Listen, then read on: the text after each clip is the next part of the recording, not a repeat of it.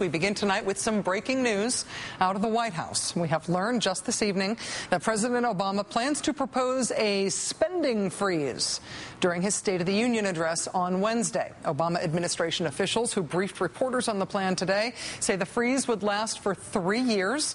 It would not affect defense, Veterans Affairs, Homeland Security, or State Department spending, but it would affect everything else. The White House says it expects the 3-year freeze to save $250 billion over the next decade. A senior administration official at one point confirming to reporters that once you factor in inflation, what the president will be proposing is actually a reduction in government spending. You might recall that Republican Senator John McCain ran for and lost the presidency on the idea of answering economic calamity with a spending freeze, since that's the kind of strategy that Herbert Hoover used in the 30s to make the Depression great.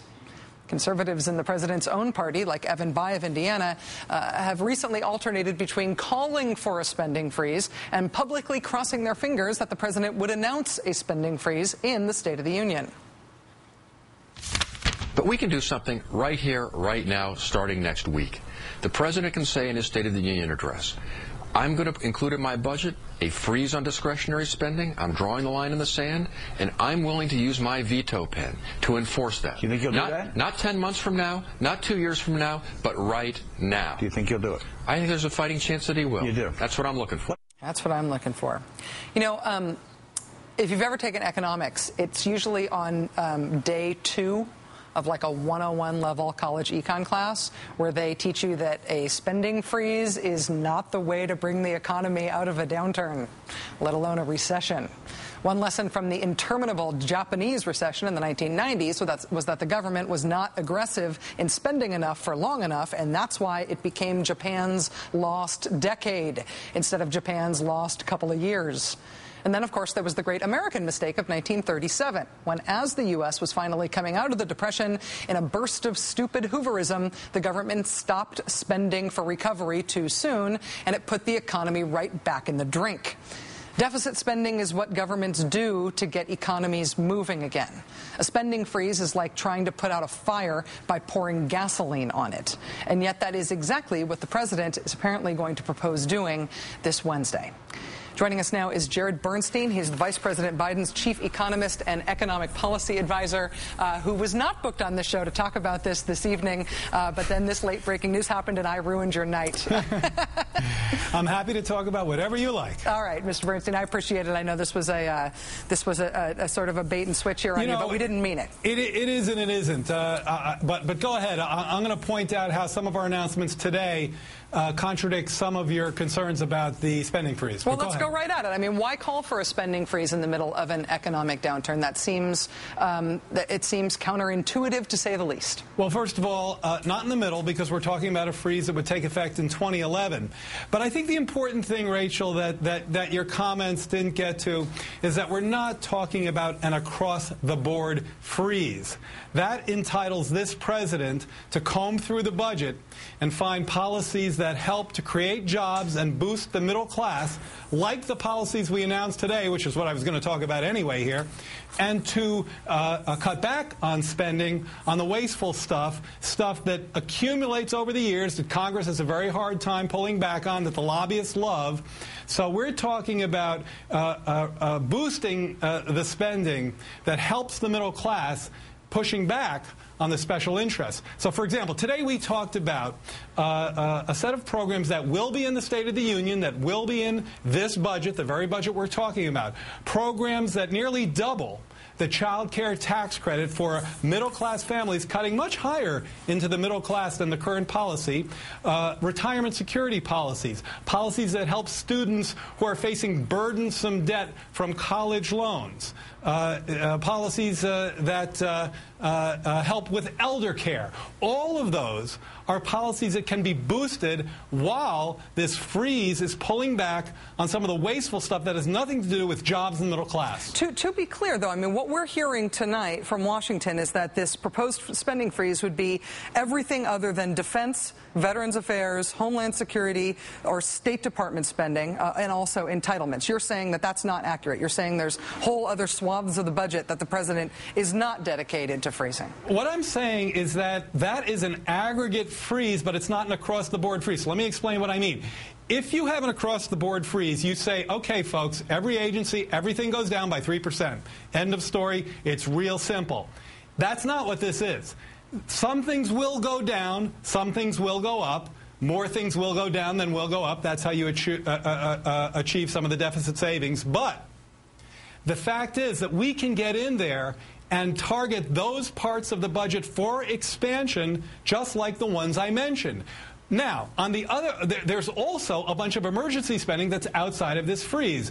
The Recovery Act will continue to create employment. By the way, that's one of the other things I wanted to talk to you about, because I know you get this. The Recovery Act saved or created 2 million jobs so far, on track to create or save another 1.5 million before it's done. That's going to be in effect, of course, the rest of this year and in 2011 as well. This freeze won't affect that at all. New jobs initiatives that the president will be outlining in the State of the Union, those will also be accommodated under this program. So we're going to really shift our focus here to stuff that works and to help stabilize what is truly a long-term, unsustainable budget picture by squeezing stuff that doesn't help. So cutting $250 billion out of the budget, and at this point you're saying, don't worry, it'll be all good cuts, and the only stuff that will be left and increased is the stuff that creates jobs. It's hard to imagine that there's going to be a big enough impact on the deficit here to outweigh the overall effect of cutting government spending at a time when government spending is one of the true successes and why we're turning around out of this recession. I mean, you can brag on the stimulus and talk about how more of it is still due to go into effect. Right. It seems like responsible economists right now, and many of those who are polled by USA Today, are saying we need a second stimulus. You guys are not only not talking about a second stimulus, you're talking about trying to cut $250 billion out of the budget. Well, first of all, I have to tell you, it sounds completely insane. $250 billion over 10 years. But, by the way, I think it's wrong that we're not talking about additional programs to foster job growth. The president last month talked about new jobs initiatives in areas of clean energy investment, building on some of the successes of the Recovery Act that you mentioned, but also considerable deep investments in clean energy manufacturing, for example, here in the United States, building the components of the new clean energy economy, education spending. The president talked about some favorable tax policies for small businesses. That's very much part of this targeted jobs agenda that you'll hear more about on Wednesday night, and infrastructure spending. And by the way, to that, the president attached a number, $50 billion.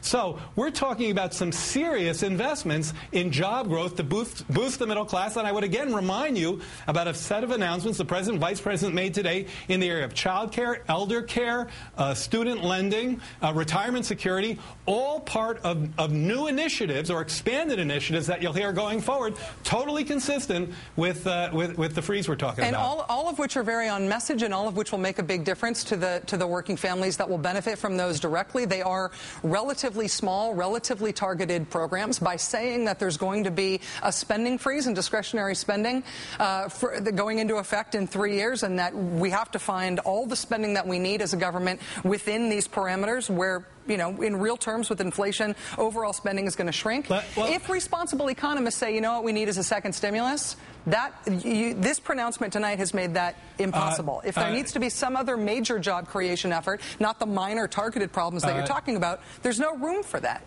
No, I disagree in the following sense. Let me tell you, and I work with Christy Romer and the president, vice president, get this. There's going to be no stupid Hooverism around here, to use your, I think, very apt term. Spending programs in order to generate the kind of job growth that we need to offset the impact of what was the deepest recession since the Great Depression generally will fall outside of this freeze. All of the programs I mentioned, and these are, yes, you can say that some of the programs I mentioned regarding the middle class are relatively smaller than, say, a $787 billion stimulus package.